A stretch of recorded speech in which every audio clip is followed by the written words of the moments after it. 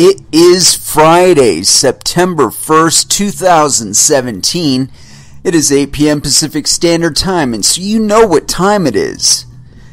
It's time for a little bit of coin metal. And let me tell you, it was an incredibly productive get your ass kicked at Jiu-Jitsu Friday.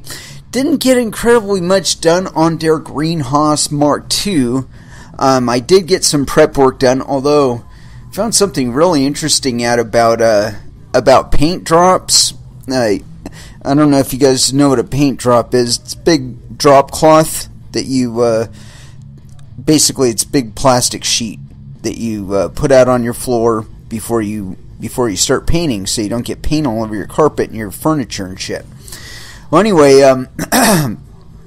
I've been using this stuff as a plastic cover for my greenhouse, because I'm cheap and I don't buy glass for that kind of thing. And although I did anticipate the possibility of doing plexiglass at one point, but I don't know. That's like a back burner kind of thing, That's like after you got your outdoor going and after you got your indoor going, after everything is going, then you can start getting extravagant with your surface materials on your greenhouse.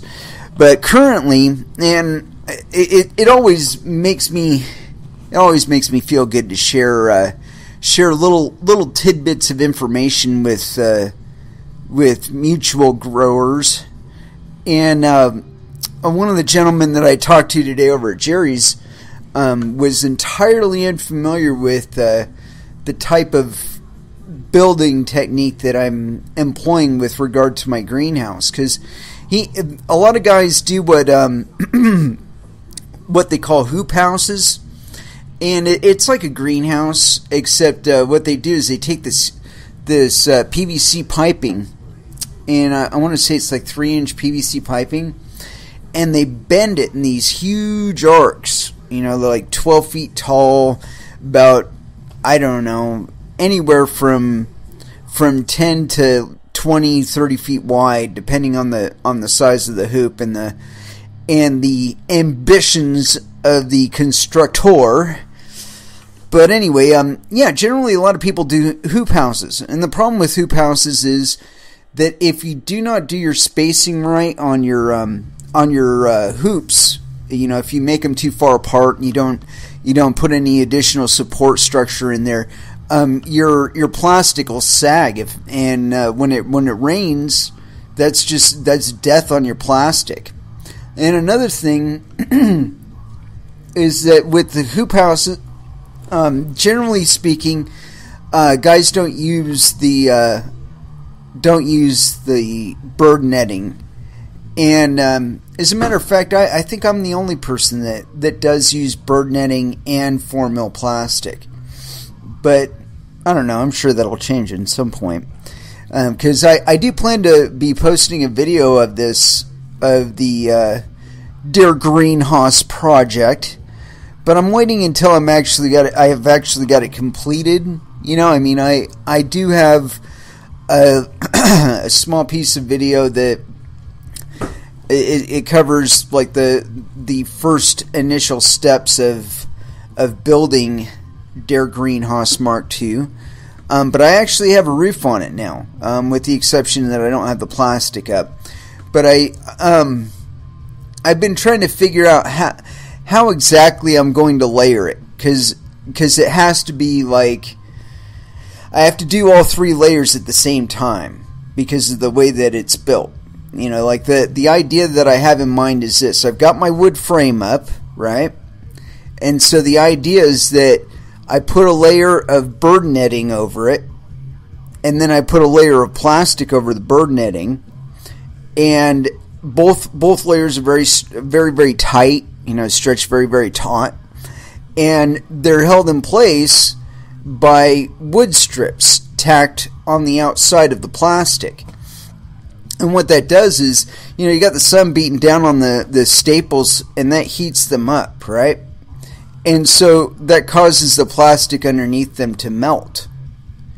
And I found this out the hard way, that you cannot put enough staples in 4mm plastic to keep it up when you've got wind beating it and you've got sun beating it and all that. It just doesn't work. So what you have to do is you pull your plastic really, really tight, and then you go down to like a wood lot. Now, I'm sure there's a wood lot somewhere around you, a wood yard somewhere you can get wood, and you ask them for scrap, and you want plywood about 1/2 inch thick, if not a little bit thicker, and you want it about, I would say, 2 inches wide and however many feet long.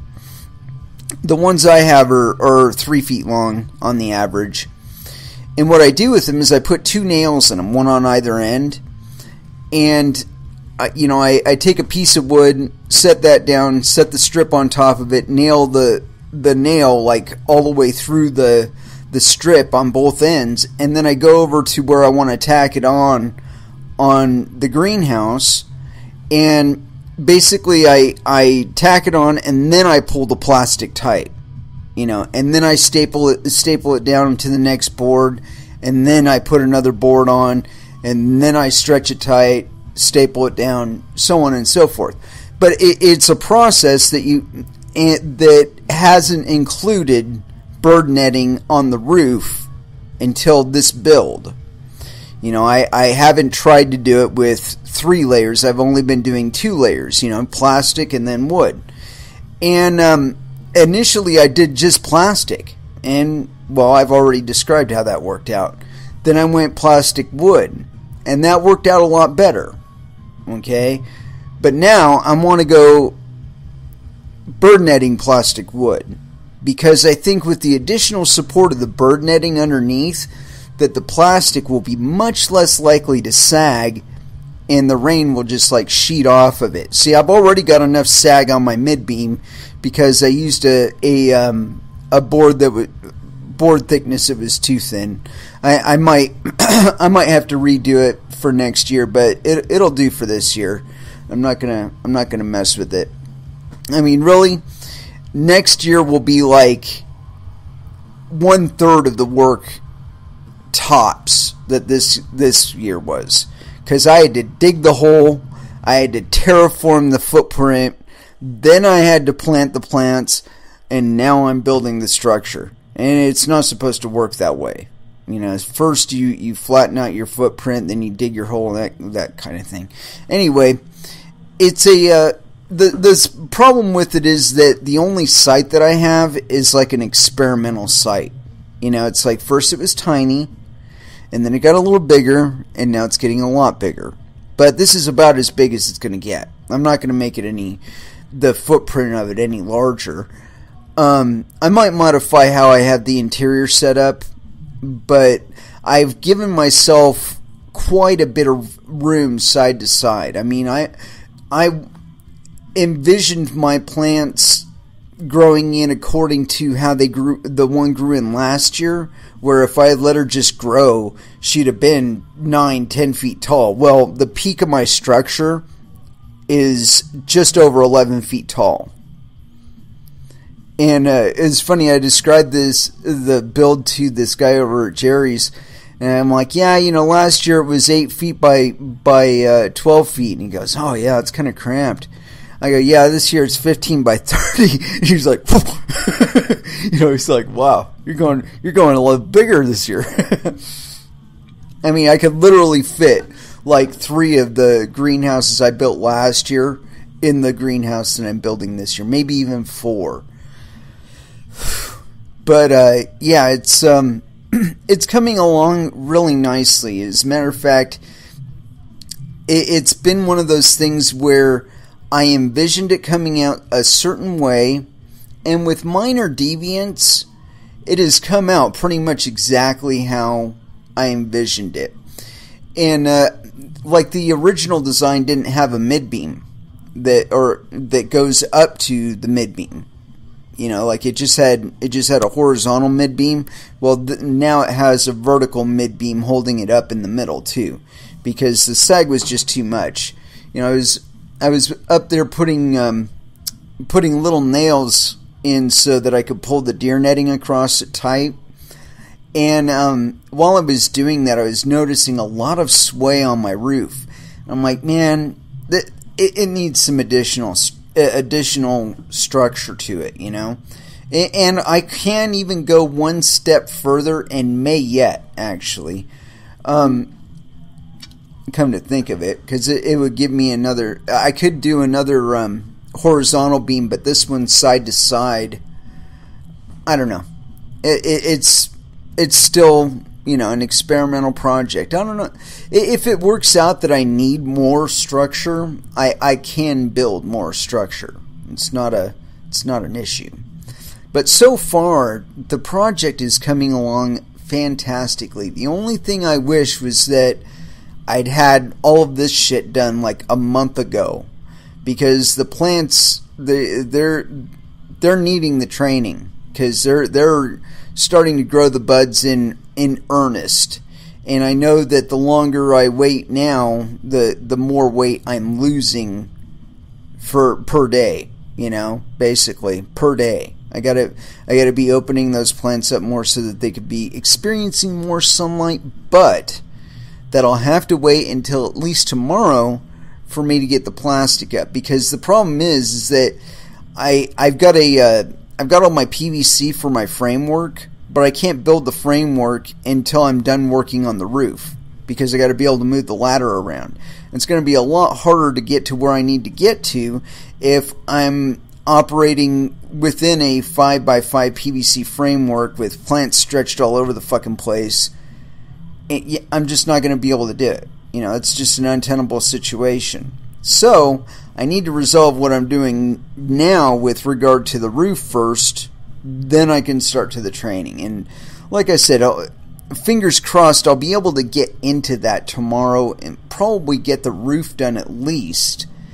Because, like I said, I covered most of the roof tonight with these little nails, and it's to hang the bird netting on. And I covered most of the roof with them. There's still some additional area I have to cover, but then it'll be ready for me to go up and just do it all in one swat. And like the idea for the plastic is that, like, when they roll that stuff up, first they fold it in on itself until it's like about a 1.5 feet wide, and then they roll it up. So you got to unroll it, unfold it, you know, cut your length or whatever, you know, unfold it, and then roll it back up, which is going to be an adventure. But after you do that, you know, then you just work with the amount of material that you have unrolled. Then you don't have to be trying to deal with the fucking sail in the wind. I tried that once. It did not work out well. So, you know, I had to modify that behavior. Anyway, this is Coin Metal, and so we are going to go ahead and throw in a first dance. And I happened upon this band. Like most things I haven't heard, you know, it's usually either by reference from somebody else, YouTube, Pandora, or impulse buy. And this one was actually from Pandora, and I came across these guys a little while ago, and I like them, but so much of their stuff sounds the same, you know, and so it's like I don't know how serious to take them. It's very, very good music. It's very, very complex, very technical. We like that. But it does sound kind of repetitive after a while. You know, it's just, I don't know. Maybe a little more diversity in their tone or something. Maybe they could be taking their sound a little bit deeper. I don't know. Either way, we're going to enjoy the song first. Elite. Off of Elite by Within the Ruins, and that will be our first dance here on Coin Metal.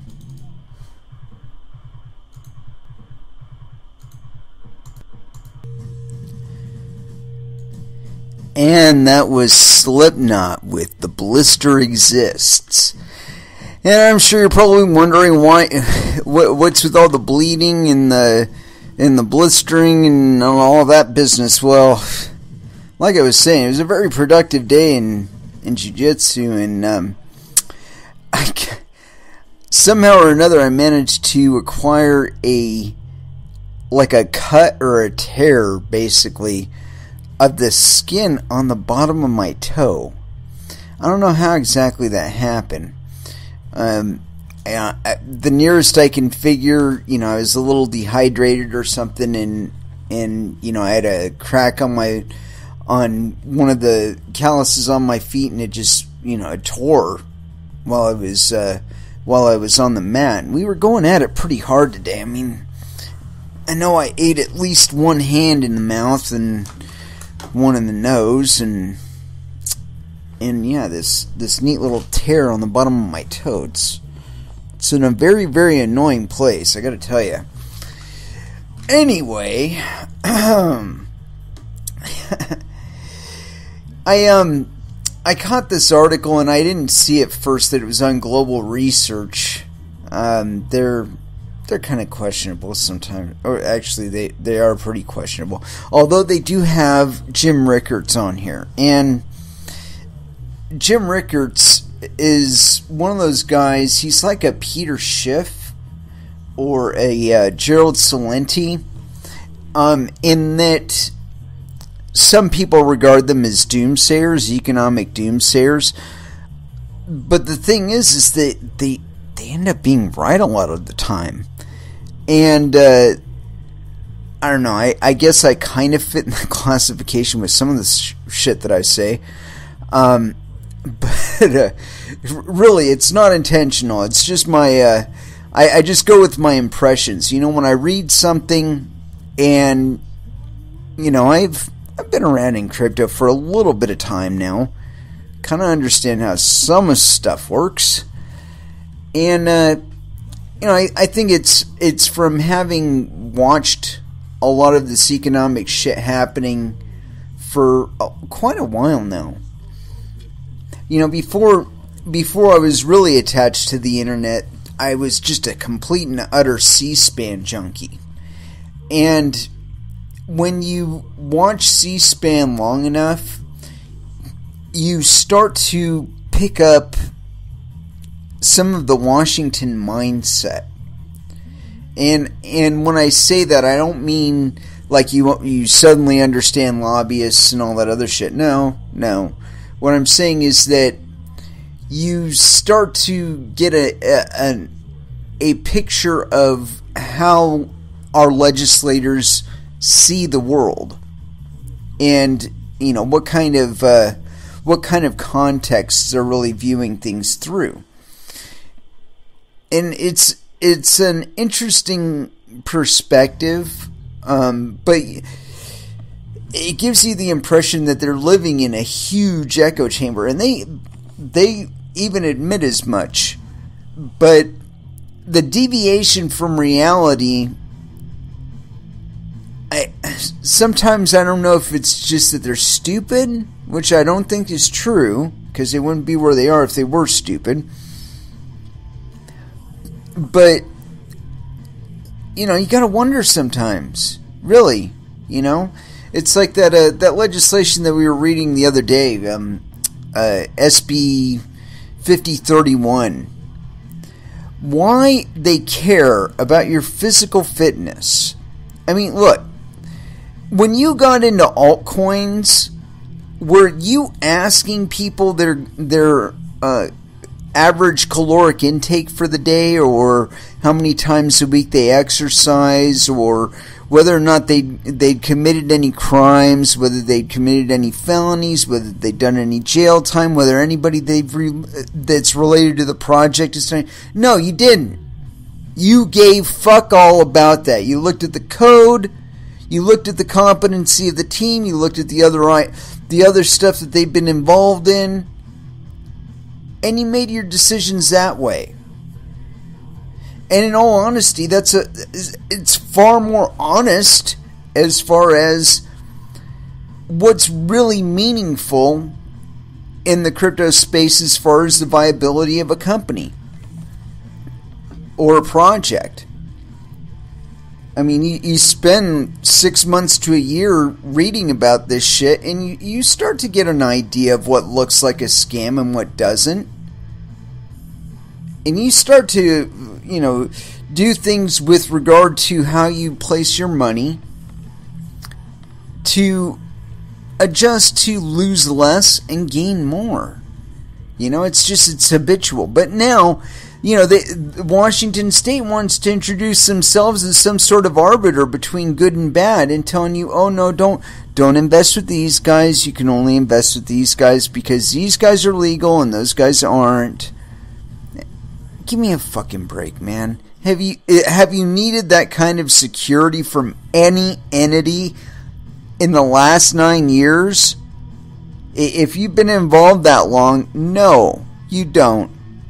As a matter of fact, if you've been involved that long, you know more than any fucking legislator sitting in any office right now about this technology. And I don't care if you've just been involved in IRC chat rooms. You've got more context and understanding of this technology than they do. And that's sad. It really is, because normally there's some sort of barrier. Okay, there's no barrier to entry in Bitcoin, and there really should never be one. The people that want governments to issue pieces of paper that say these guys are okay to deal with, they're asking to go right back to trust. Because once you have the piece of paper, you have things like legal delays. And we read that in that legislation. You could be holding on to people's money for 15 days in between when the state decides that they want to crush down on you, and when you have to pay it back. And for that, there's all kinds of fudgery with regard to the duration of time that you could be holding up people's money. And I find it offensive, really. These people come into cryptocurrencies pointing the finger, saying that they're going to determine the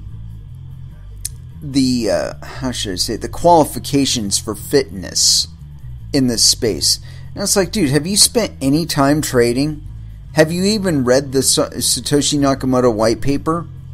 Or have you listened to me fucking read it to you? At least? If not, you really have no business trying to regulate this space. You might as well be a blind person giving instructions on interior decorating. It's just something you have no concept of, right? Anyway, we started off on that soliloquy from the fact that this is a semi-dubious, slightly alarmist source, but we're going to follow it up anyway, because this is nothing new. Okay, as a matter of fact, the Iranian crisis back in, I think it was the 70s, with Carter and all that business, it was started because of one of these things. And we've seen instances of it before with USAID acting as a cover for covert operations abroad that turn out to be more or less insurgency or guerrilla warfare. Covers for political assassinations and shit like that. And acts of terrorism. Anyway, so here it is. U.S. wages cyber war abroad under cover of activism. And this is by Joseph Thomas, Global Research, August 29th, 2017. Clearly, Joseph most likely has a penis. The threat of cyber terrorism has competed for center stage in American politics, with fears of, quote, Russian hackers disrupting everything from elections to electrical grids. And yet, as U.S. policymakers wield threats of cyber terrorism to promote a long and growing list of countermeasures and pretexts for expanding its conflict with Moscow, it is simultaneously promoting very real cyber terrorism globally. Worst of all, it does so under the guise of, quote, activism. The Carnegie Endowment for International Peace recently published a paper titled Growing Cyber Activism in Thailand. In it, readers may have expected a detailed description of how independent local activists were using information technology to inform the public, communicate with policymakers, and organize themselves more efficiently. Instead, readers would find a list of U.S.-funded fronts posing as, quote, non-governmental organizations, NGOs, engaged in subversion, including attacks carried out against Thai government websites aimed at crippling them, the dumping of private information of ordinary citizens online, and coercing policymakers into adopting their foreign-funded and directed agenda. U.S.-backed cyber terrorism. The paper cites petitions created by U.S.-funded Thai netizen network on the U.S.-based petition site change.org, as well as distributed denial-of-service attacks aimed at crippling essential government websites. A campaign defended by U.S.-funded Thai netizen as being, quote, virtual civil disobedience. The paper would claim, our emphasis, the most innovative countermeasure was a series of distributed denial-of-service attacks. An anonymous group, Thailand F5 Cyber Army, declared a cyber war on the Thai government on their keyboards to refresh the pages. The Thai government by encouraging netizens to visit listed official websites and continuously press F5 on their keyboards to refresh the pages. The goal was to overwhelm web servers and cause a temporary collapse of the websites of the Ministry of Defense, Ministry of Information and Commercial Technology, Government House of Thailand, National Legislative Assembly, and Internal Security Operations Command. The group disseminated detailed instructions on the operation to its anonymous activists. Then, it demanded that the junta cancel its single gateway proposal. Most of the attacks were successful. Activists wanted to demonstrate the government's technological ineptitude and its lack of capacity to manage the single gateway. Art hit I can't even no. Coordinator of the Thai Netizen Network described the campaign as virtual civil disobedience, an online version of the nonviolent resistance practiced by civil rights groups in the United States. In another case, an activist group called Anonymous launched a Boycott Thailand campaign on Twitter and reportedly hacked governmental websites, snatched confidential information from official databases, and shared it online. The Thai Netizen Network is funded by the U.S. State Department via the National Endowment for Democracy subsidiary, Freedom House, Open Society, and a number of other foreign governments and corporate-funded foundations. And it's got here a bunch of weird shit. Okay. Oh, it's got the listings of, I guess, the funders of this thing.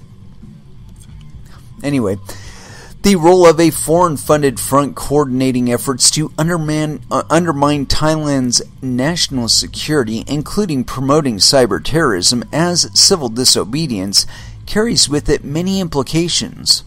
That the U.S. is a foreign state promoting these activities in Thailand undermines its own efforts to define and combat cyber terrorism back home. What is cyber terrorism? Cyber terrorism is described on the United States Federal Bureau of Investigation's website as the use of computer network tools to shut down critical national infrastructures, ergo, energy, transportation, government operations, or to coerce or intimidate a government or civilian population.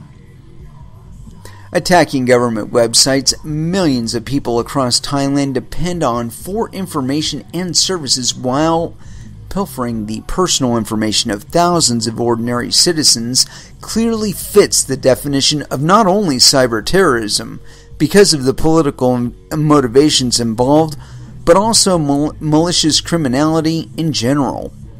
Unlike alleged Russian hacks, which divulged emails detailing impropriety among American politicians, the information pilfered by U.S.-backed hackers in Thailand included the personal information of millions of ordinary citizens using government services as part of their daily lives. Bangkok Post would fill in the missing information intentionally omitted from the Carnegie Endowment paper, reporting that files posted by Anonymous and examined by the Bangkok Post appear to be from the court system, as the Anonymous posters claimed. An SQL database file of 1.1 gigabytes contains thousands of names, ID card numbers, photos, email addresses, personal phone numbers, and more, all in clear text. By dumping this information online, U.S.-backed hackers targeted ordinary citizens, jeopardizing their privacy and exposing them to criminal elements the world over involved in identity theft. U.S. cyber terrorism is not, quote, activism. The Carnegie Endowment paper itself was drafted by Janjira Sambatpunsiri, assistant professor of political science at Thammasat University, Thailand. She is also cited as a member of the Carnegie Endowment's Civic Activism Network. Not only is she an active contributing member of Thailand's foreign-backed opposition, she is already involved in a foreign think tank funded by foreign corporate interests. The Carnegie Endowment includes among its sponsors in its 2016 annual report the U.S. government pharmaceutical giants including Gilead, petrochemical monopolies including Chevron, British Petroleum, and Shell, defense contractors including Lockheed Martin, and several automakers including Ford. Interesting. Like many other episodes of extraterritorial political interference up to and including military intervention, America's meddling in Thailand is done on behalf of corporate interests seeking to expand their respective and collective hegemony, both regionally in Asia, vis-a-vis Beijing, and globally. This interference is done under the cover of rights advocacy, both by the think tanks and foundations funding it, and those in Thailand receiving foreign cash. The U.S. use of cyber terrorism in Thailand and beyond should come as no surprise.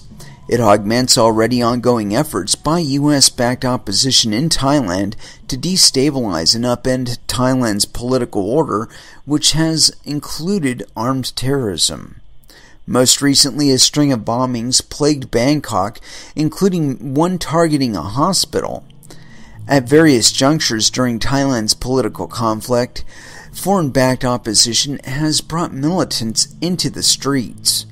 In 2010, nearly 100 would die over the course of several weeks, culminating in citywide arson, leaving areas of Thailand's capital Bangkok resembling a war zone. To see U.S.-sponsored authors attempting to promote cyber terrorism as, quote, activism in Thailand also comes as no surprise. When Thailand's opposition carries out armed terrorism, U.S.-sponsored media and policy think tanks often attempt to spin it as well. Other forms of more traditional subversion are also regularly defended by the U.S. and its myriad fronts, posing as rights advocates as activism. Understanding that it is not activism, but by America's own definition cyber terrorism, helps disarm the malicious campaign posing as, quote, civil disobedience and activism, and also allows nations like Thailand to defend themselves through enhanced technological security measure as well as legislation. Something I believe we should probably be doing here as well.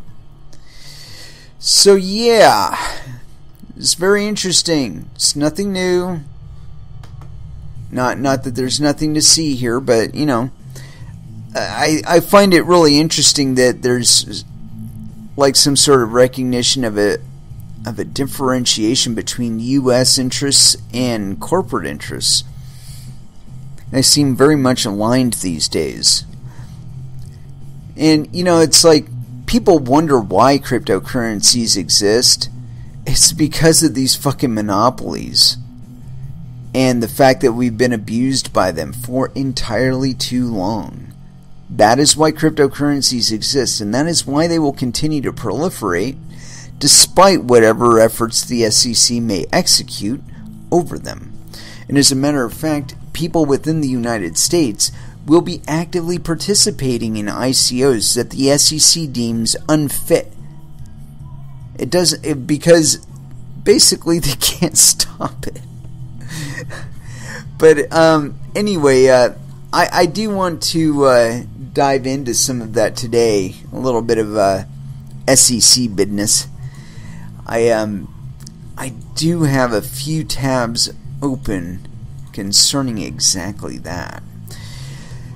And also the possibility that we will be breaching $5,000 today on Bitcoin. I think there's a pretty good possibility of that. I mean, there's still a few hours left in the day, and last time I checked, there was only a couple $100 separating. So, good possibility that it could happen today. If not today, most certainly soon. I keep saying it, and I have yet to see anybody else in media picking it up, but one of the biggest explanations for this huge quote-unquote bubble that we're seeing is the Fed printing. So it really won't matter whether or not the fucking network is 100%. It won't matter if there's going to be a fork next month or the month after that. None of that shit is going to matter. The price of Bitcoin is going to continue to go up because of a very essential relationship between Bitcoin and fiat currencies. And that is this. There will only ever be 21 million Bitcoin, according to the current definition of it. When you contrast something of limited supply versus something of infinite supply, as the thing of infinite supply grows in existing volume, it takes more of them to purchase the thing of limited supply. It is a very simple relationship. It worked on tulips. It's worked on food. Go to Houston right now. Buy a bottle of water for $10. Then you will understand. These are the realities of the markets. Because the supply is constrained coming in, and of course the demand is a bit more diffuse than normal, we have to compensate ourselves appropriately. And you know what? It's too big a pain in the ass to ship in water for us to be getting rid of it at $1.50 a bottle. Sorry. There's a premium involved. But that's the reality of the market. And that's what we're facing when we're contrasting cryptocurrencies versus fiat currencies. And it just amazes me that more economists, or more people that claim to be economists on fucking... as a matter of fact, Peter Schiff, it fucking amazes me that he can't get it through his fucking head. That, you know, he seems to be under this impression, and I don't know where it comes from. I really don't. This impression that Bitcoin's just going to go away one day. That, like, one day all of the miners are just going to shut down. They're going to, like, repurpose all of their miners, and Bitcoin's going to go away. If anything that dramatic were going to happen in cryptocurrencies, a lot of us would already know it. As a matter of fact, anybody listening to this show would probably already know it. Could probably tell you the date it was going to happen and what cryptocurrency to move your funds into. We're not seeing that kind of talk. So it's kind of obvious that we're going to be continuing to do this tomorrow and the next day and into the foreseeable future. And so, really, Pete, you got to get with it, man. You know, it's like it would be like somebody said tomorrow that mining gold is illegal. Cannot mine any more gold. What would happen to the gold above ground? It would go through the roof. Same thing with Bitcoin. If there's not going to be any more of them, holy shit. That'll drive the value up even faster. But again, it's because it's something of limited supply, and it is a functional store of value as it has been for the last 9 years. And so again, the idea that this is going to go away, like wipe this out with a big old eraser or something. No, Pete, no. They got a repressive regime down there in Venezuela. Their response to all of that, we're going to take your hardware away, was, okay, I'll just mine Ethereum with my video card, and then you can't discern the difference between me playing video games and me mining Ethereum. Fuck off. There you go. Just switched balls, got up and played a different game. Do you think that's going to change? Go ahead, put some more pressure on us. Please. I can't wait. Do it. I'm more worried about people getting lied into trust models again, but, that's just my primary concern. Because I've watched it happen. I watched the mimetic drift. If you're paying attention, you have too. But you have to understand that all that's really happening is somebody else is changing words. If you are not mining anything differently, if you're not flagging support for BIPs that you weren't flagging support for yesterday, then nothing has changed for you. Whether or not what you're doing will continue to be profitable into the future, I don't know. Couldn't tell you. But personally, I would stay the course, but that's only if I had them up and running and burning into the night. Anyway, let's go ahead and throw down some more music. But I think we're going to be tapping into a little bit of SEC ICO wonder. And it seems they've finally thrown a gauntlet down with regard to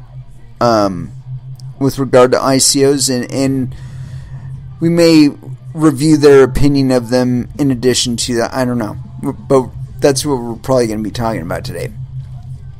Anyway, let's go ahead and throw in some newer Anthrax, or at least newer for me, and Misery Loves Company.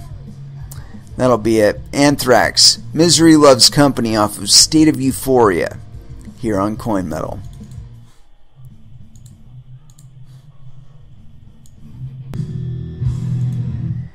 And that was Metallica with Welcome Home Sanitarium. And it's funny, in the Telegram channel we always get these questions of, when's Verge going to go to the moon? Why is the coin going down? And somebody asked me that, or asked the Telegram channel that, and I said, the coin goes up, the coin goes down. I cannot explain it. And that's about the certainty of it, I mean, anybody telling you that they know more is either A, making it go up or down, or B, lying. I mean, other than that, that's about as much certainty as you can have. If you're the one doing it, then you know why it's happening. Anyway, so we're going to get into the SEC, and I wanted to touch on this one thing. This is from Wednesday, but I think it's something to bear in mind. I don't know if I covered this in all of that diatribe. I think I had it open, but we never got to it because we were busy reading legislation. So anyway, this thing. So Shapeshift joins other Bitcoin exchanges in leaving Washington State. This past weekend, leading Bitcoin and blockchain asset exchange Shapeshift joined other crypto exchange and blockchain technology companies in leaving the state of Washington. The state's regulators have taken the position that a new law, Senate Bill 5031, signed back on April 17th, should require a license for blockchain service providers operating in the state. Exchanges such as Shapeshift would not be able to service customers in the state without first obtaining a Washington State money transmitter license. Others who, quote, left, including including included Bitstamp, Poloniex, Kraken, Lake BTC, and Bitfinex, who recently announced is totally leaving the U.S. market.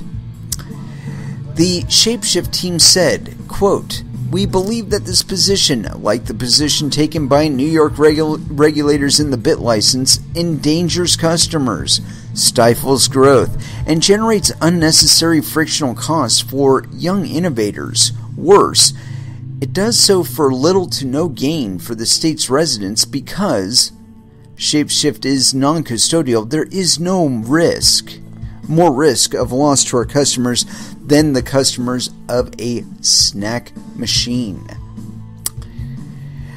We believe that the position that Washington's regulators have taken is unethical, wasteful, and reckless.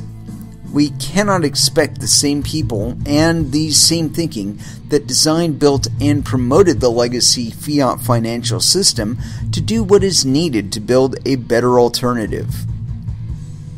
Still, as a customer-facing service provider operating in hundreds of jurisdictions, Shapeshift AG takes regulatory compliance seriously. As such, we are terminating service to Washington. Unfortunately, this means that Washingtonians will be required to use less secure, more expensive services. As in New York, the future of finance will no longer flourish there. I love that. And let's see here. I want to read the rest of this. It's not all that long here. So anyway, continuing. Shapeshift recently acquired Bitcoin wallet company KeepKey, which is based in Washington. However, because of this aforementioned law, KeepKey will now moving its headquarters permanently away from the state. The jobs KeepKey had already created and continue to create in the future will leave with it as well. The Shapeshift team finished their update by encouraging other U.S. states to work with expert organizations like Coin Center, which understand blockchain and digital asset technology and the value it brings to society in planning more responsible policy. Summary of virtual currency of the bill, which came into effect on July 23rd. The definition of money transmission includes receiving virtual currency. A money transmitter licensee transmitting virtual currencies must hold like-kind virtual currencies in the same volume obligated to consumers. Virtual currency means a digital representation of value used as a medium of exchange, a unit of account, or a store of value. Virtual currency licenses must provide information to any person seeking to use the licensee's products or services, including a schedule of fees and charges, whether the product or services are insured, whether the transfer is irrevocable, the licensee's liability for mistakes, and additional disclosures as required by the director established in rule. When applying for a license, a virtual currency money transmitter must provide a third-party security audit of their electronic systems to the DFI. Bond requirement. Each online currency exchanger must maintain a surety bond in an amount based on the previous year's currency exchange volume. The minimum surety bond must be at least $10,000 and not exceed $50,000, and the surety bond must run to the state of Washington. The director of the DFI may issue a temporary cease and desist order if an online currency exchanger does not maintain a surety bond in the required amount. The director may increase the amount of the bond up to a maximum of $1 million based on the nature and volume of business activities and the financial health of the company. The ability for the DFI to increase bond requirements up to $1 million for money transmitters may be based on the nature and the volume of business activities in addition to the financial health of the company. Security in lieu of bonds is no longer available for money transmitters. So basically, you can forget about that business. Or at least in Washington. Personally, I expect this kind of thing to create a decentralized exchange that can work completely independently of any people, and therefore not liable to any people. And have it just out there, making exchanges for people and shit. Now, if such a thing could ever be trusted to function independently, I'm not entirely sure that could be possible, but it would be interesting. I mean, I think that there are enough capable programmers out there, but whether or not they would actually do such a thing is entirely to be seen. Anyway, yeah, let's go ahead and throw back down into some music, and I know that was kind of a short little break, but it was a short little article, so... but I promise not to keep you in too long in music before we jump back on and ride on. Yeah, I think that we all need a punch in the face. Students by Ministry, Punch in the Face, here on Coin Metal.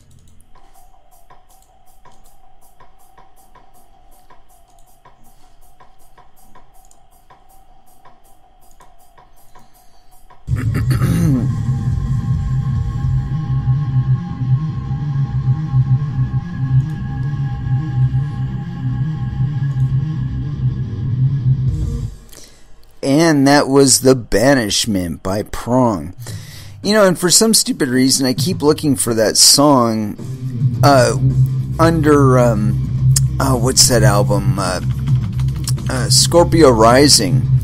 And it's actually on Power of the Damager. And I don't know why I make that association. It's kind of goofy, Anyway...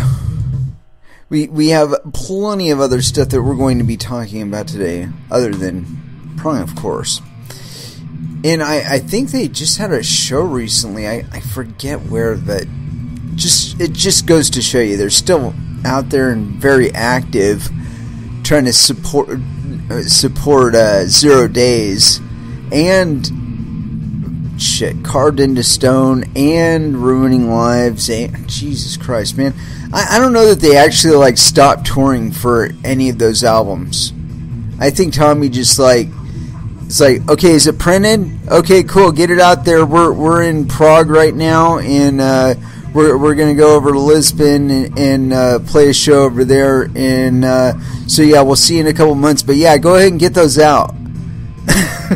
Because he's I guess I don't know if he's still on the European leg of his tour. I think they're actually doing shows in California at the moment. That's what it was. So they're back in California, and they were doing some impromptu gig. And if you follow them on Facebook, Tommy's really good about posting stuff, like impromptu gigs that they get, like where somebody calls them up and says, "Hey, are you guys open for a gig?" And I guess that happens to him, but quite a bit. But when it does, they do post some sort of notification about it on his Facebook and sometimes on Twitter too. So, if you're a prong fan like me, it's just good to keep up on that there are some bands out there that are actually really using the social media. It's like Metallica was doing that for a while, but it seems like it toned down just a teeny tiny. Maybe, I don't know. Or I don't know if they're still touring for Hardwired right now. I don't really know how long they've actually been on that tour, but I don't know. Anyway, enough of that business. Let's get back into some coin. We threatened to talk about the SEC, and so we shall. And I don't know that I've actually read this before. I may or may not have. I think so. I think I may have actually read this. Yeah, there's a good chance I have, because it was released on the 25th of July, and I mean, shit, I've had like 20 shows since then. I'm just like going over this thing really quick and issued an investor bulletin educating investors about ICOs, blah blah blah, virtual tokens. I'll go ahead and read it anyway, because I want to set this up for some context, because it seems like there is enough regulatory slippage between countries out there still that, and I envision that there probably will be for quite some time, especially as kind of bunched the U.S. regulators' panties are getting over cryptocurrencies as of late. It seems like it is picking up a little bit of intensity where we're seeing a little more interest being put toward trying to regulate this space. And with regard to slippage, I'm not going to go further, but I do have an article to denote said slippage. Anyway, this is directly off of the U.S. Securities and Exchange Commission's website. This is a press release. SEC issues investigative report concluding DAO tokens, a digital asset, were securities. U.S. security laws may apply to offer, sales, and trading of interests in virtual organizations. Let's see here. The SEC's report of investigation found that tokens offered and sold by a virtual organization known as the DAO were securities and therefore subject to the federal securities laws. Report confirms that issuers of distributed ledger or blockchain technology-based securities must register offers and sales of such securities unless a valid exemption applies. Those participating in unregistered offerings also may be liable for violations of the security laws. Those participating in unregistered offerings, those participating in unregistered offerings may be also liable for violations of the security laws. Additionally, securities exchanges providing for trading in these securities must register unless they are exempt. The purpose of the registration provisions of the federal securities laws is to ensure that investors are sold investments that include all the proper disclosures that are subject to regulatory scrutiny for investors' protection. Quote, the SEC is studying the effects of distributed ledger and other innovative technologies and encourages market participants to engage with us, said the SEC Chairman Jay Clayton. Quote, we seek to foster innovative and beneficial ways to raise capital while ensuring first and foremost that investors and our market are protected. Quote, Investors need the essential facts behind any investment opportunity so they can make fully informed decisions, and today's report confirms that sponsors of offerings conducted through the use of distributed ledger or blockchain technology must comply with the securities laws, said William Hinman, director of the Division of Corporate Finance. Basically, they're saying, we think it applies to. We think that our shit applies to it, so it does. The SEC's report stems from an inquiry that the agency's enforcement division launched into whether the Dow and associated entities and individuals violated federal securities laws with unregistered offers and sales of the Dow tokens in exchange for, quote, Ether, a virtual currency.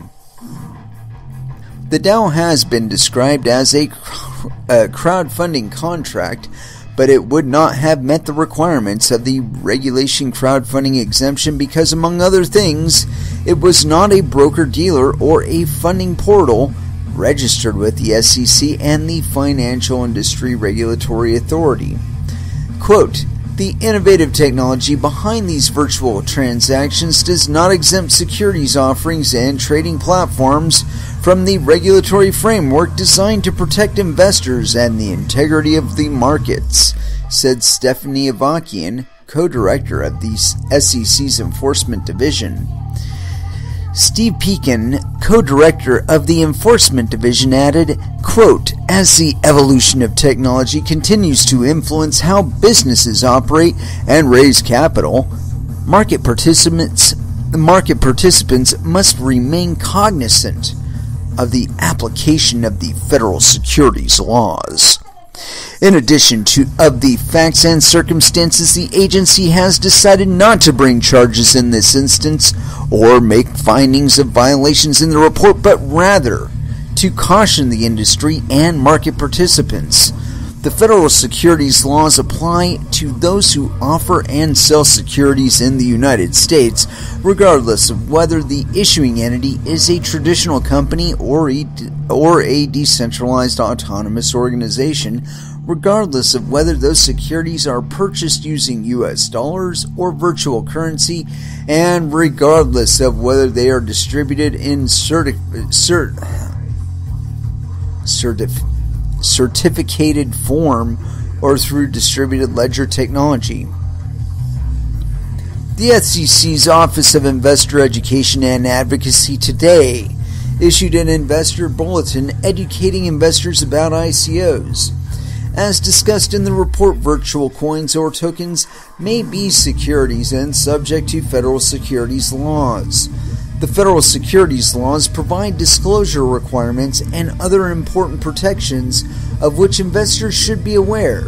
In addition, the bulletin reminds investors of red flags of investment fraud and that new technologies may be used to perpetrate investment schemes that may not comply with the federal securities laws. The SEC's investigation in this matter was conducted in the New York office by members of the SEC's Distributed Ledger Technology Working Group. Pamela Sawney, Daphne A. Waxman, and Valerie Shispanik, who leads the DLTWG, with assistance from others in the agency's divisions of corporation finance, trading and markets, and investment management. The investigation was supervised by Laura Maharaban. I'm not going to put in the middle name there. Anyway, so yeah, that gives us a little bit of context. Is we know better than you, and we're going to look out for you and your best interests, and we're going to keep all the bad men away. Now, mind you, this is the same entity that said the same exact thing right up until the 2008-2009 crisis. And they said the same exact thing before that with Enron and the dot-com bubble and every other fucking little earthquake in the goddamn markets. These monkeys have come along, said the same exact bullshit, within 2 to 5 years, there's fraudulent activity all over whatever the fuck it is that they said that they rule and that they can fucking regulate. You know, all of the bullshit legislation that they've put forward, all of it has these specious fucking gaps where whoever it is that's controlling the board that's in charge of regulating the industry, they get to wave a magic wand and say, oh, you're exempt. Oh, you're exempt. Oh, you're exempt. What are the chances that Goldman Sachs says to the chair of that organization, like say the NYDFS, and says, hey man, what is it that you really like in this world? And I'm not talking about money, man. I mean like illegal shit. What is it that you really like, man? I can get it for you.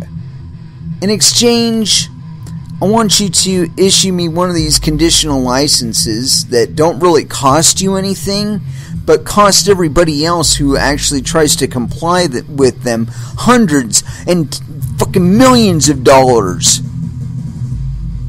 I want you to give me one of those. But what's your price, man? What's on the table here?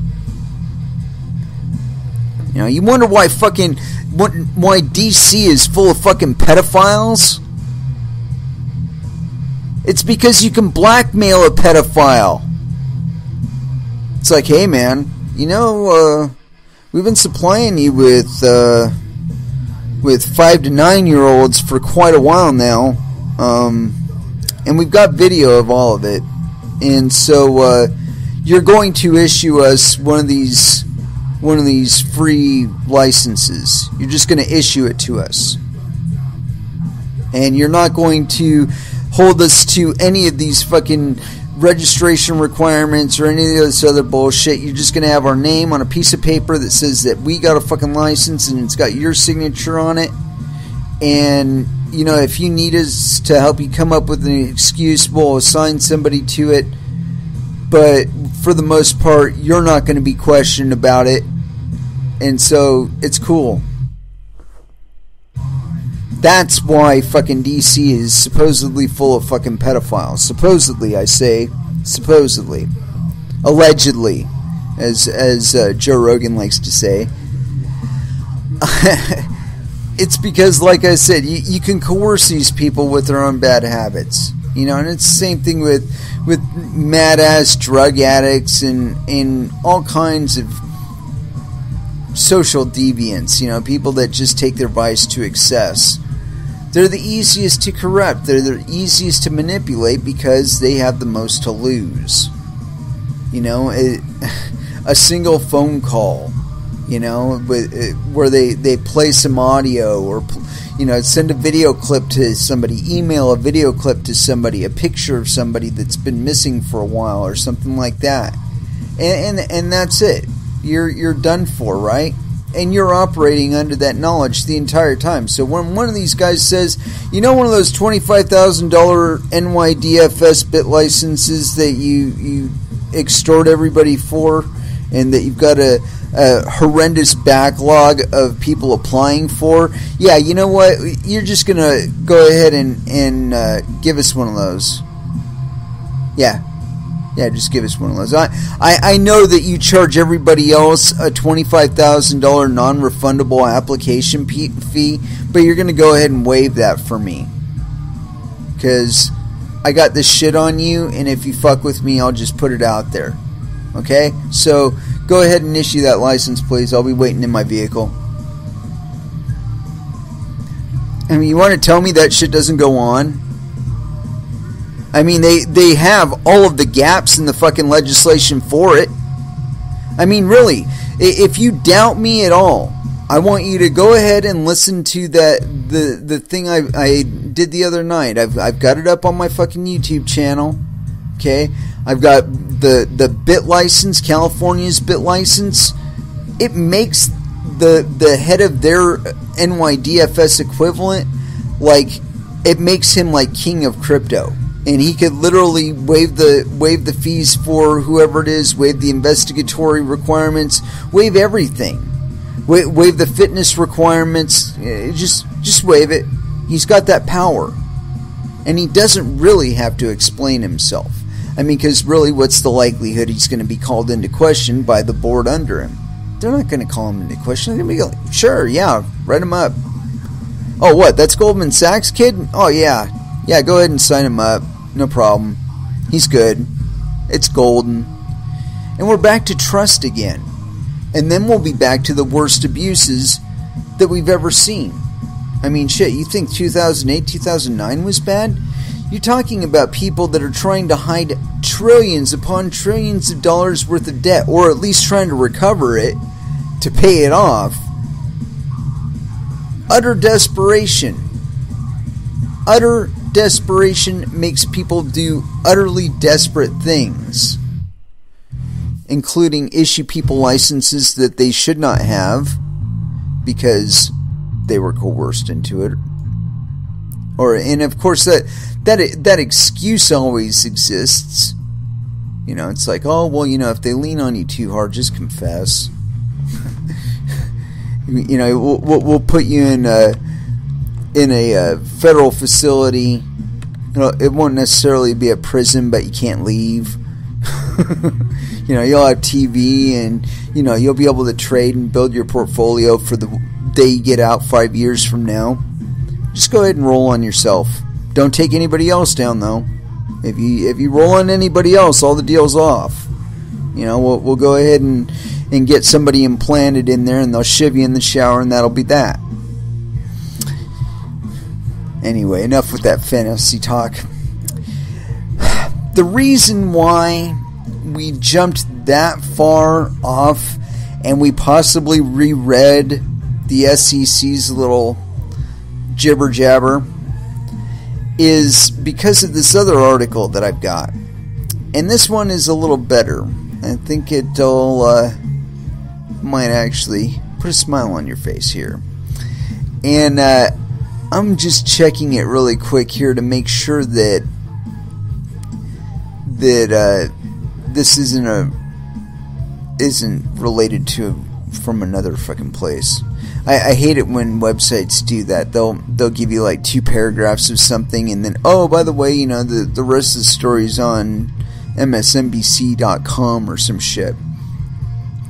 Anyway, this one is by Joshua Althauser, and he's definitely got to investigate his shit a little deeper, because this is a very, very short article about something that's very, very important. But anyway, here we go. NEO to benefit from Chinese ICO regulations. Dubbed as the Chinese Ethereum, NEO could possibly benefit over the long term with Chinese regulatory rules on initial coin offerings. China's planned ICO regulation. As a matter of fact, we're going to go ahead and click on this and see if it's what we think it is. No, it's just fucking ICO news. God damn you fuckers. I hate when people do that shit.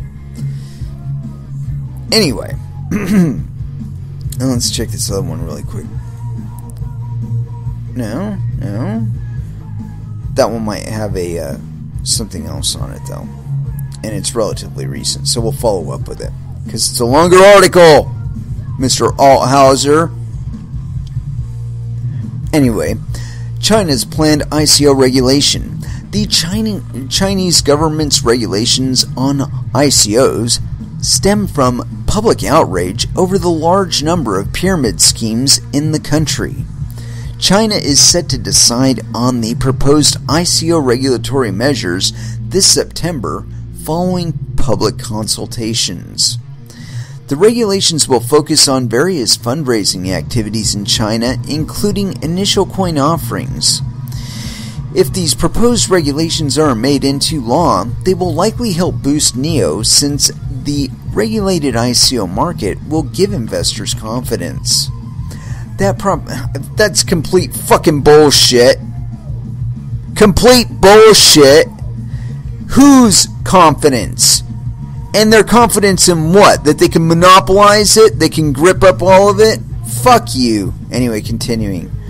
The proposition was stipulated in a Reddit article by Benny. You fuckers. NEO likely to be bullish. Since NEO originated in China and already abides by the proposed rules, NEO would be associated with quality and functionality.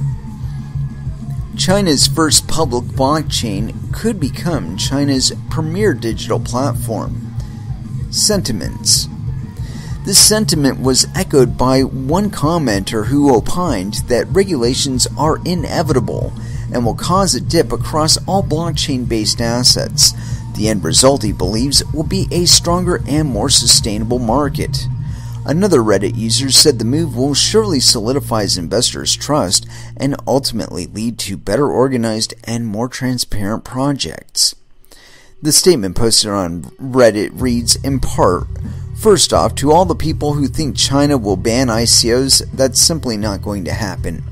It would make a lot of very rich people angry in China. Let me explain.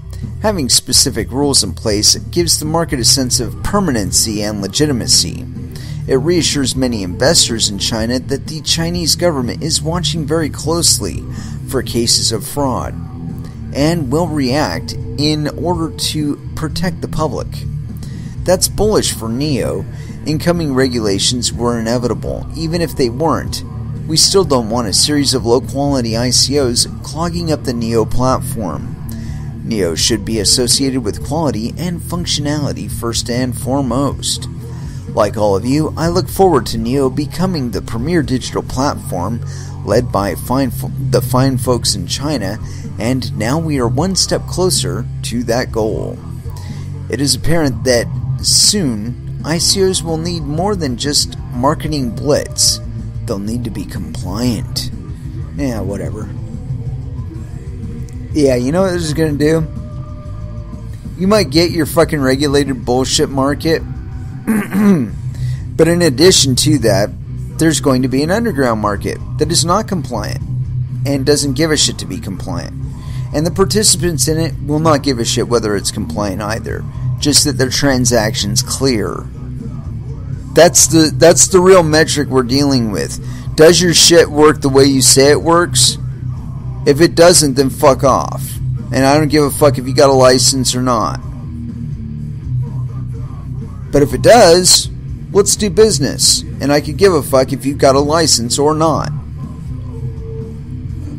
I mean, really, I've never required that as a stamp of approval or a certificate of authenticity or anything to assure me that what I'm doing is compliant with anybody. I mean, my sole concern is, does the transaction clear? When I'm paying somebody, do they get the money? If they got the money and I got the thing that I bought with the money, then I don't give a fuck. It's good as gold. Especially if it is what I bought. You know, gold. But at the same time, I guess there are other people with vaginas between their ears that think that some fictitious entity, bunch of offices, bunch of computers is going to make them any safer. And I can assure you that it's not going to. Just as a matter of fact, I guess the NHS over in the UK is getting hammered a second time right now. So, you know, talk to me again about how much safer you're going to make me. You know, you got governments like the US government fucking doing ransomware on fucking Thailand and doing all kinds of cyber terrorism there. What assurances do you have that that's not going to happen from some other country? That maybe the SEC won't get hacked to fuck and ransomwared and whatnot. And you know, I have to say that when that stuff happens, there's so much plausible deniability introduced by the fact that the average person could be executing massive attacks on government institutions, and with nothing more than, you know, Twitter is their friend, or IRC or any other means of communicating with other people. where they coordinate and they all go to the same website and sit there and hammer on F5 all day. I mean, come on now. That's the world that we are living in, and you've got to fucking grow up. You know, the fact of the matter is that these things happen because you are getting the fuck in our way, and you're trying to get even more in our way. So you can look forward to these attacks intensifying. You know, shit like traffic lights and shit like that. And I'm not promoting any kind of thing like that. I'm just saying that sociologically, psychologically, whatever, you are squeezing and squeezing and squeezing, and what do you think's going to happen? The thing that you're squeezing, if it's live, if it's got a conscience, it's going to try to hit you. It's going to try to make you stop squeezing or eliminate your ability to squeeze it.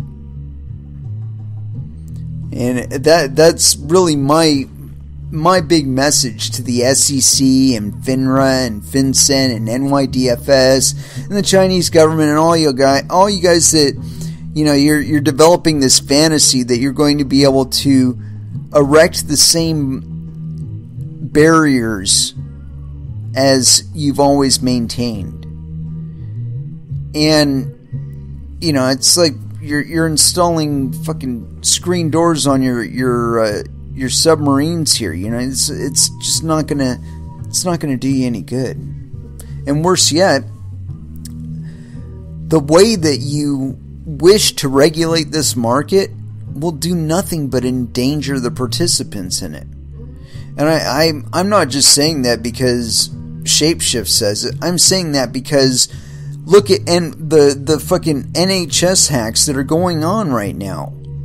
Millions of people's shit is being disseminated out to the public that was never meant or desired to be disseminated out to the public. You know, things like people's personal information, their identity information, all that shit. So how much safer are you going to be making them by requiring them to give all kinds of disclosures as a product of your investigative attempts on some cryptocurrency business? You're going to be threatening the lives and livelihoods of millions of people all over planet Earth. Because you're going to find out really quick that these people don't just serve people in the United States. They serve people all over the planet, even if they are just using proxies within the United States, despite all of the language in all of your bullshit legislation that identifies proxies as possible liable individuals that require licensure. You know, that just because you want it doesn't mean people are going to do it. And the more friction your shit represents versus the benefit of just disregarding you, which I've got to say is you've way overstepped that point, they're just going to deviate away from the ways that you can interfere with their shit. I mean, how many times do we have to see this? In how many ways do we have to see it expressed before you understand this? It's like what's that old supposed quote, the quote that's associated with Einstein concerning insanity and the definition of doing the same thing over and over again and anticipating a different result. Well, you know, you're banging your head against a wall right now, and it's not going to feel any better the next time you do it. It's not going to feel any better tomorrow. It's not going to feel any better a year from now. As a matter of fact, it's probably going to get more painful as time goes on. And it's certainly a lesson you're going to have to be learning soon while you still have lights. Anyway, let's go ahead and throw back down into some music because I'm feeling the need. And, I haven't played any Annihilator in like forever. And I feel like there's a need for some word salad here. Let's go ahead and throw it down. Word Salad by Annihilator here on Coin Metal.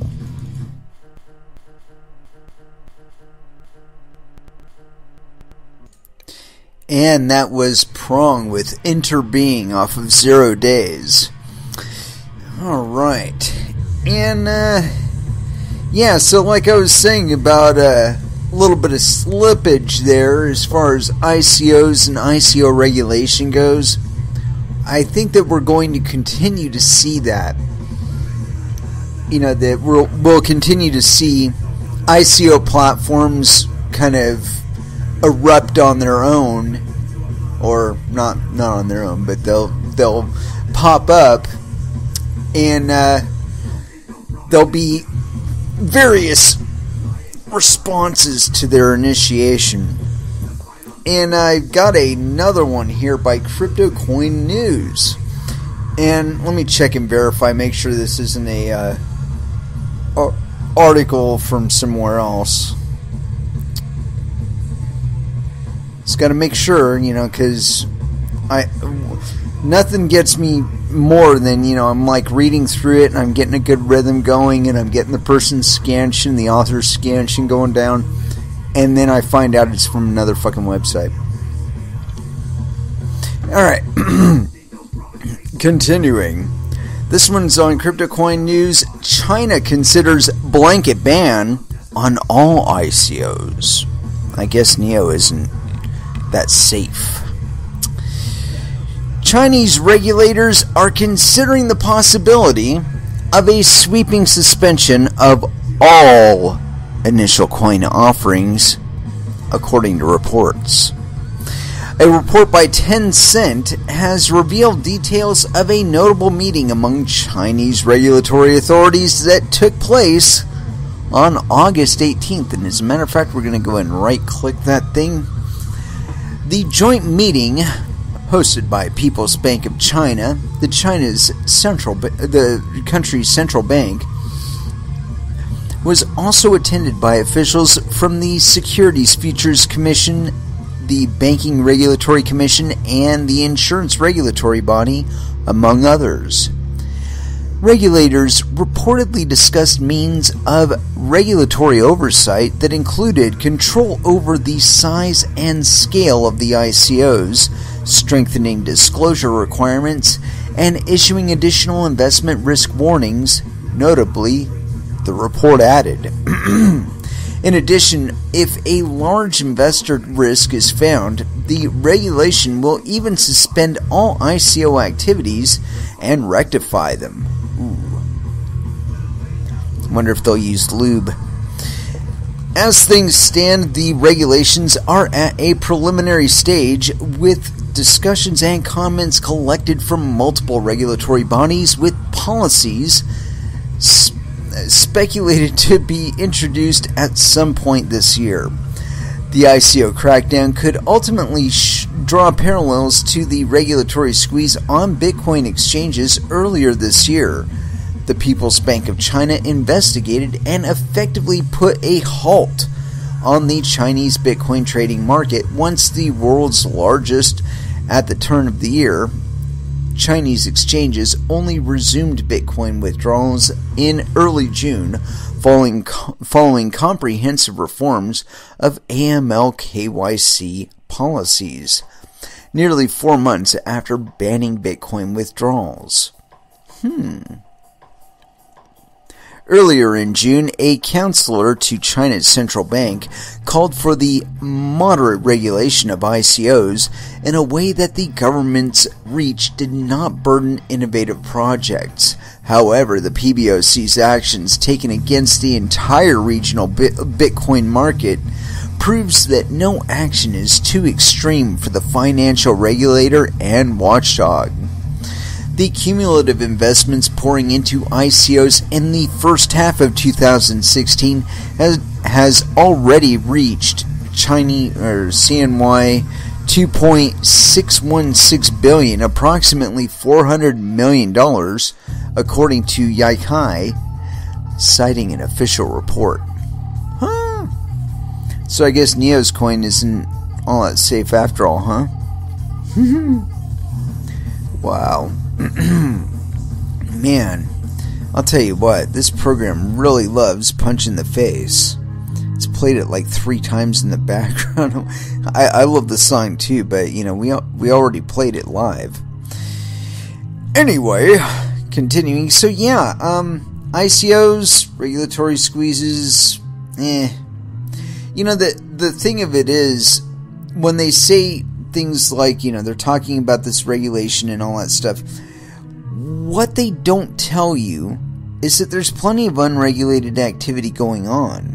Those people have like local bitcoins and shit too, And so, big whoop-de-doo. They suspended the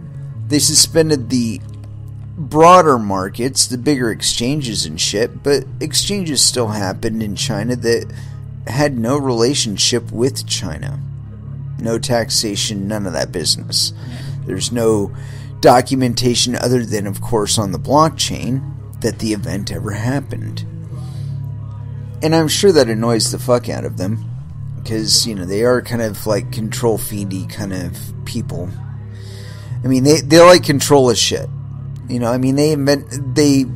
I shouldn't say they invented statistical process control, but they certainly had a good deal in improving it. Honestly, though, I really don't see this shit like working out very well.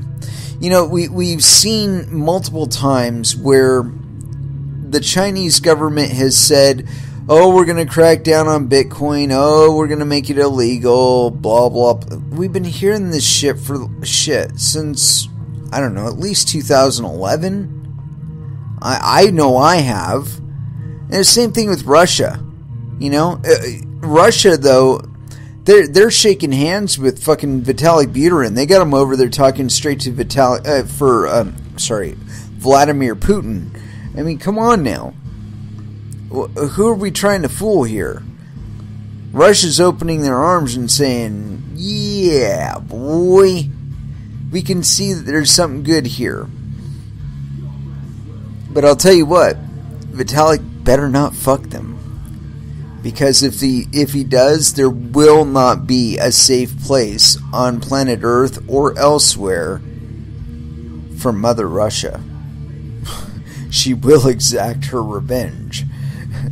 So, I don't know. I think that ultimately Vitalik will probably help them create their own coin or something.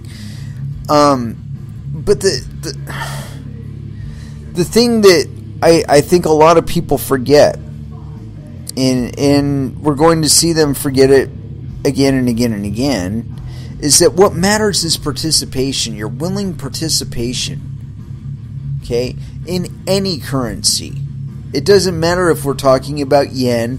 It doesn't matter if we're talking about yuan. It doesn't matter if we're talking about US dollars, Federal Reserve notes, Canadian loonies, whatever the fuck. Whatever the means of exchange is. It's your participation in it that matters.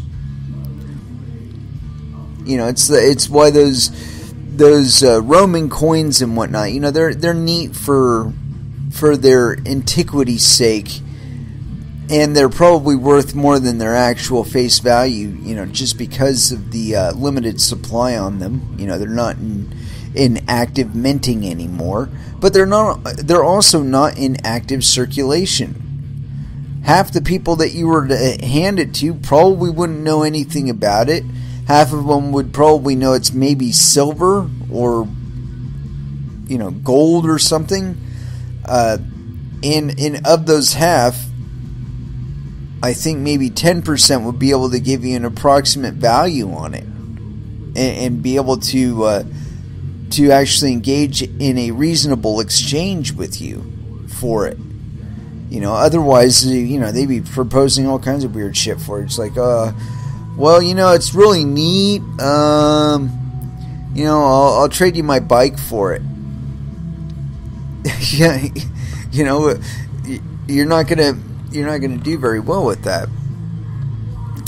But now with cryptocurrencies, one of the advantages is that they can be entirely global. Depending on, of course, the span of interest. But it doesn't necessarily have to include the globe. And I think that's a bigger point that a lot of people stumble over, is that you can have your own mutual exchange between you and other persons, where you can be conveying monetary value to one another in cryptocurrencies and just never even interface with US dollars on it. just have a mutually recognized exchange rate, a deterministic rate of issuance, a participation-based rate of a participation-based means of dispersion, such as mining, and that's basically all you need. And now that we do have the code for Bitcoin and other cryptocurrencies, we can actually manage our own global economies entirely separate of everything else. But you have to have like an agreed upon mutual exchange rate that's like posted everywhere for everybody to see. Kind of give away that advantage for premium. Because the fact of the matter is actually delivering on what you promise will be a high enough reward for the people participating to actually reward you. It's like, what of value are you bringing to the table? And if you're not bringing anything of value to the table, then I really don't want to talk to you. I mean, now I'll chat with you and shit, but as far as like doing business, it's a whole different story, man. You got to have something of value to put up. And if you don't, well, I mean, really, how hard is it? You can create content. Anyway, yeah, I think we're due for some interesting times in cryptocurrencies. We're seeing an increasing amount of pressure on ICOs, although I think it'll be, again, with regard to China, and Mr. McAfee actually kind of affirmed this for me. The Chinese have a whole different mentality with regard to regulation than we do here. It's like best policies kind of thing.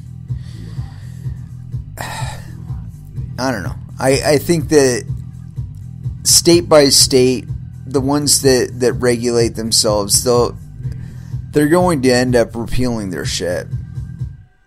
Because in all honesty, the types of parameters that they're looking at, they're applicable to legacy markets. They're not applicable to us. And when I say they're not applicable, I'm not being an asshole about it. I'm saying that, like, the custodial nature of cryptocurrencies is entirely different.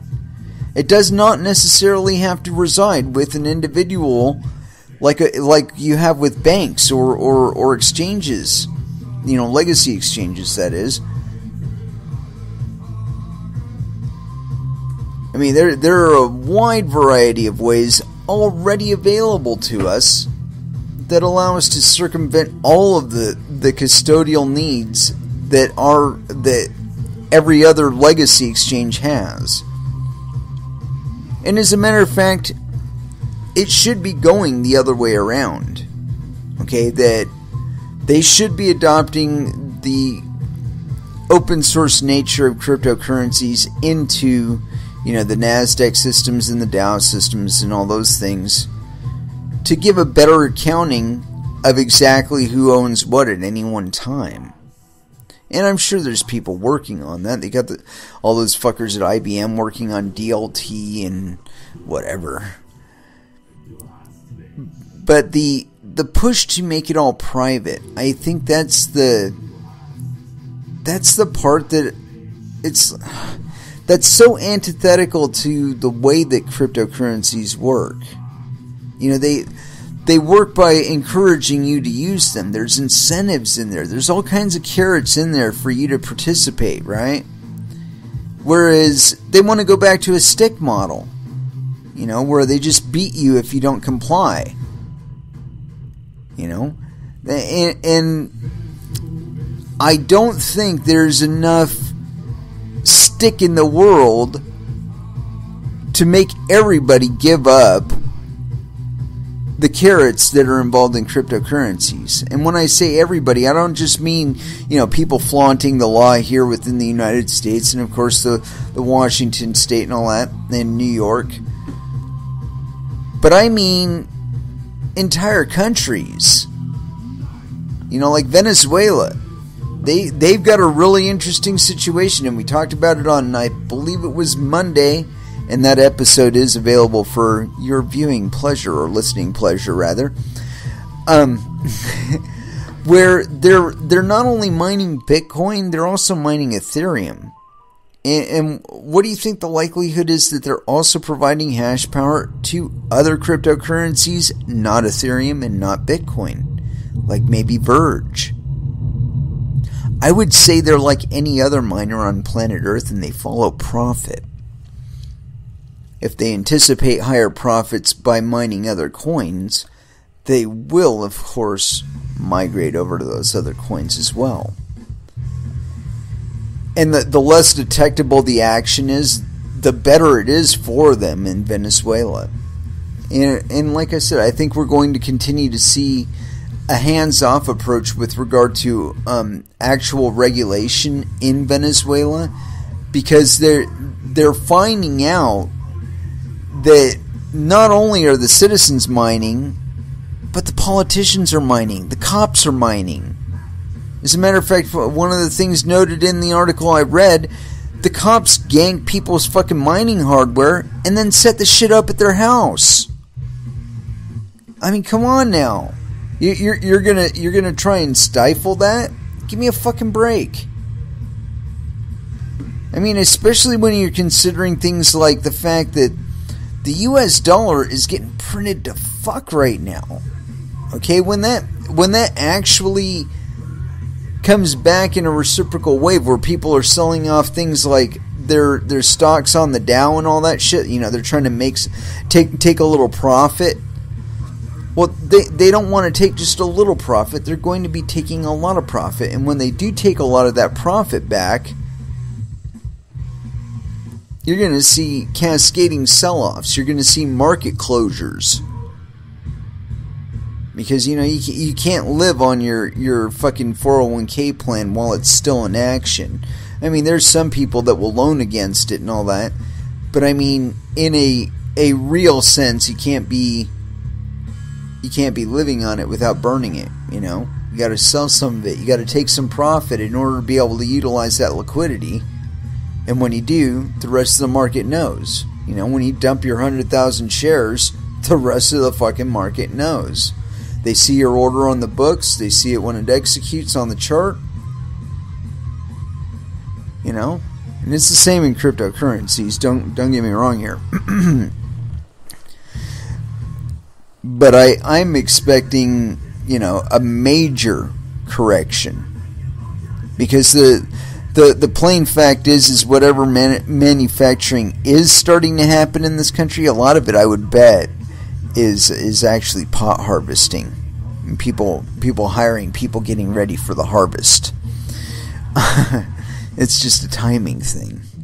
And you got to start resolving that stuff now, because when the time comes, it's just like harvesting grapes, man. You got to be up and on it.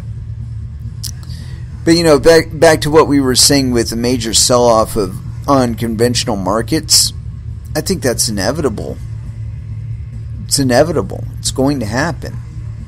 You know, there are plenty of day traders out there that are making narrowing margins out there, because the market is just fucking slowing down. You know, you can only replace so many people with robots and blockchains and shit before you start seeing a negative reciprocal wave in your fucking economy. And we've already seen that, and we're continuing to see more of it as this industry grows. Now, of course, we're also seeing a return wave on people hiring, but these companies don't have the same infrastructure demands that legacy markets do. And so, you know, they employ 4 people for, you know, the 20 people that legacy markets do. And they are looking at our technology as ways to pare back that number even smaller. And what do you think that's going to do to our economy when we lose, you know, 10 to 15% of our white-collar jobs to blockchains? That's a fucking modest number, a modest estimate for the next 2 years. we are going to lose at least 15% of all white-collar jobs in finance. Lose them. You're not going to replace them with other jobs that are in related industries. These people are going to be competing with, those MBAs that are flipping burgers and shit. I mean, if they're smart, they'll be doing like burger carts, because then you can get away with a little bit of a premium because of its location. But there again, these same people have petitioned for all kinds of laws and whatnot that make that burger cart that much more difficult to get. Wonder if they'll be able to recover from that, huh? Living leveraged to high on the hog. Even though you're pulling down millions, you're still leveraged. And when that margin call comes, the cascading sell-off isn't just going to impact your portfolio. It's going to be tanking everything else too. Most of what we own has depreciating values, and there's something to be said for real estate. And the more you develop it, the more it gets its value. But even there, we're starting to see significant slippage in housing demand. And you know what? That's like a precursor to your white collar sell off. I mean, come on now. They're going to want to put that money somewhere. Eventually, they'll put some of it in real estate, but it's not going to be enough to maintain the fucking real estate market. I think that by the time we get there, the fiat inflation will be so much that you're going to be digging into your liquidity just to maintain ops. Okay? You're not going to be looking at retooling. You're not going to be looking at more acquisitions. You're going to be looking at maintaining breath and fucking food to the mouth and shit. I know that paints me as some sort of doomsayer and whatnot, but I'm just looking at the economy as I see it. And I don't see enough brain power to support a lot of the things that are coming our way. Just not enough people competent to handle it.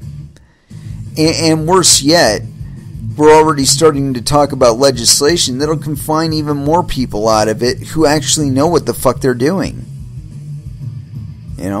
People that for the most part don't live the same way that the rest of the fucking world does. They're already in the 21st century. They're living there. While you're still in the 50s, they are living in the 21st century as it can be lived. And they're not producing GDP the way that you're accustomed to it. And what liquidity they are bringing to the market is mostly from your kids getting their financial aid checks this month. Sorry to say it, man. That's exactly what happens. And there was some talking up of the September boom. That's kids that have been fucking planning all quarter. All right, now I'm going to take $2,000 out of the financial aid check and I'm going to put it in my fucking Bittrex account, and we're going to slam hard. We're going to go to the moon, and then we'll liquidate in week 8 and get all the money back out and be profitable. And then they get wrecked. They get wrecked by like week 2. And then they're looking at the next 8 weeks of the semester going, how are we going to pay for rent now? I guess I could get a job. It's the way it works, man. I've watched it happen a couple times now, and that's exactly how it works. You get a whole bunch of noobs, and I have to congratulate their enthusiasm, but they go trading like a bunch of idiots, and they get wrecked. They might get lucky on one call, might even get lucky on two, but then they overextend and get a little heroic, start getting high on their own hopium, and they get wrecked. And like I said, they spend the next 8 weeks trying to figure out how they're going to keep a roof over their head, until that next financial aid check comes. And then we start seeing that Christmas boost.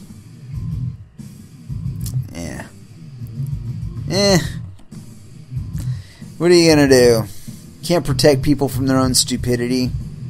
You can instruct them to do their own homework. You can erect edifices of confidence in federal offices and badges and guns and shit. But it doesn't make anything any safer. It just means that you got ripped off by somebody who was registered and licensed to rip you off. That's all it means. I mean, really, Bernie Madoff. How many fucking licenses did Bernie Madoff have? How many markets was he certified to operate in legally? I mean, we're talking about a guy who had a stellar record until his the last 6 months or whatever. Give me a fucking break, man. That guy ran rampant for over a decade, ripping people off, and nobody was the wiser until he couldn't cover. And then it was too late. Then we're talking about like tens of billions of dollars that have been allocated elsewhere, But he's probably some advisor on some board and shit. Even the fact that he's in prison doesn't matter. He's probably still pulling down a few $100,000 a year, even in a cell. But and that was somebody who was a trusted voice in markets. Give me a fucking break, man. How many of those licenses did he not even have to pay for? Maybe he gave a nice little stock tip to somebody, or maybe a few $1 million in an undisclosed Cayman account. Something of that nature. We know it happens. I mean, we've seen enough movies showing us little blurbs of it.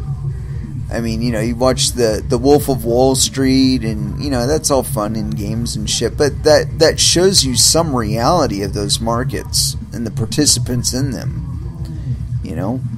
I was kind of related to one of them, and every time I saw a movie that reminded me of something of that, I'll give you an example. The Boiler Room. We watched that movie. He's like, dude, I think I work at a boiler room.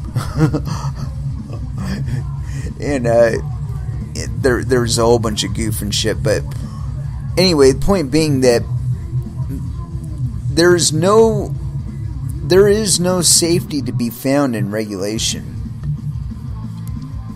Despite the fact that cryptocurrencies are probably the best tools for accountability and documentation of value ownership that have ever been invented by man, there is no safety that can be promised by a federal entity that will that will make that any more trustworthy than it already was.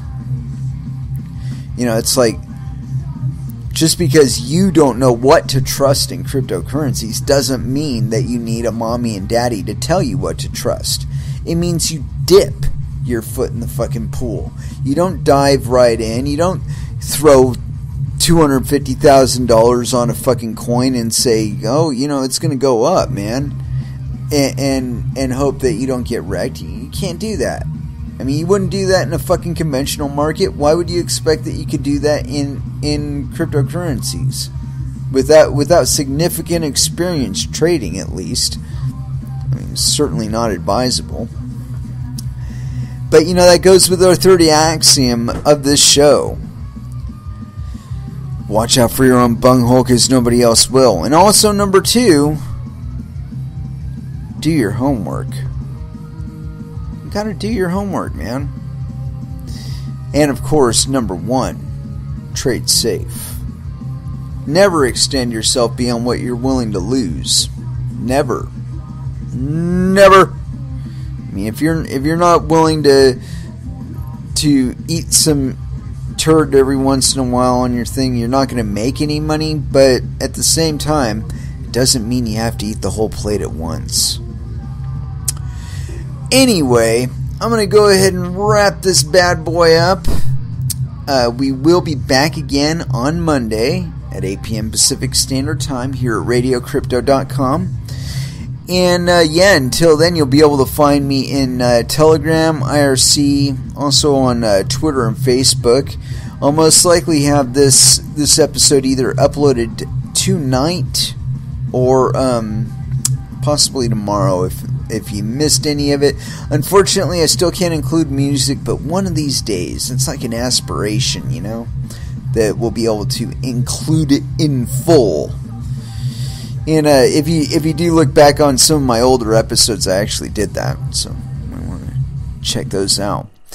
Anyway, so yeah, we already said our axioms, and so now let's get to the arduous task of selecting a last dance for the evening. This one sounds pretty good, actually. This is Machine Head, Now I Lay Thee Down. And so yeah, that will be our last dance. And thank you very much for listening. I certainly appreciate the support. Been getting a lot of love on the Twitter today and last few days. Certainly appreciate that. Anyway, thank you very much again for listening, and you all have an excellent weekend.